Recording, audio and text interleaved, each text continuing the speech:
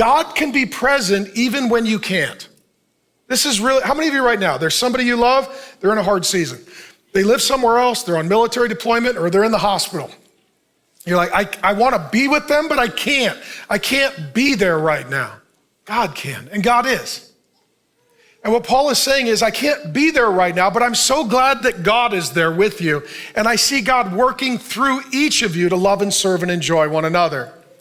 And this is where, as well, number two, even if you can't be with someone physically, you can be with them spiritually. And that's what Paul is saying. And what he says is, I've been praying for you day and night. And so if you can't be there physically, you can pray and you can be there spiritually, because then the Holy Spirit goes to comfort or to encourage or to bless the person that you're praying for. This is where, I always like to say it this way, the shortest distance between two people is prayer. How many of you, if people are praying for you, even if they can't be with you, you know that God is with you and God is answering their prayers and he's present with you. And so this is where what prayer does. Prayer causes our hearts to be aligned. You can't be angry at somebody you're praying for. You can't be done with somebody you're praying for. You can't be bitter against somebody that you're praying for. But you can be present with someone that you're praying for. And so what Paul does here, he writes a letter and he prays. And what he says is that he's looking forward to one day being with them, quote unquote, face to face. And I like to call this the ministry of presence. There are times that we can't be present, but we can pray.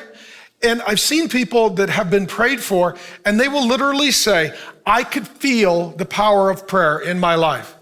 I just knew that people were interceding, and the Holy Spirit just strengthened me as they were praying for me. Even if they couldn't be present, he was. And ultimately, Paul says, my goal is to get to you and to see you face to face. And this is the ministry of presence. And friends, there are times when we can't fix it, but we can pray or we can be present. There are times that we don't know what to say, but we can pray and we can be present. And what Paul is doing, he's sending them Timothy to be what I like to call a non-anxious presence. They've got a little anxiety. They're in a rough season. And they hear, Timothy's coming. Answer? Great. Please send Timothy. How many of you have got people in your life, let's be honest, we're in church. They're a presence, but not a non-anxious presence, right? Like we're coming into the holidays, and let's be honest. We won't put this one on the internet. We'll just be honest.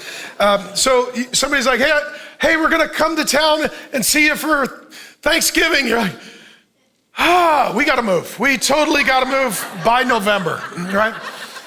Right? Or you've got I can see it on your face. You know these relatives. And there are certain people that are like, oh, so, hey, let's hang out on Christmas. You're like, no. Aren't you going to pray about it? No, don't even need to pray about it.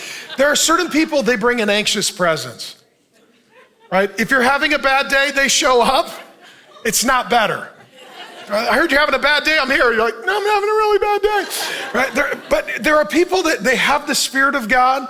They're prayed up. They have joy. And when they arrive, they bring the ministry of presence, and it's a non-anxious presence. Like, oh, I'm so glad you're here. Thank you. Thanks for joining me. My name is Pastor Mark. I've been teaching the Bible for more than 3 decades and head on constant collisions with woke culture. And I would love to get you more Bible teaching. 2 things you can do. Go ahead and watch the sermon in total and also subscribe to the channel. And I'll just keep sending you Bible teaching and we'll have a lot more fun together.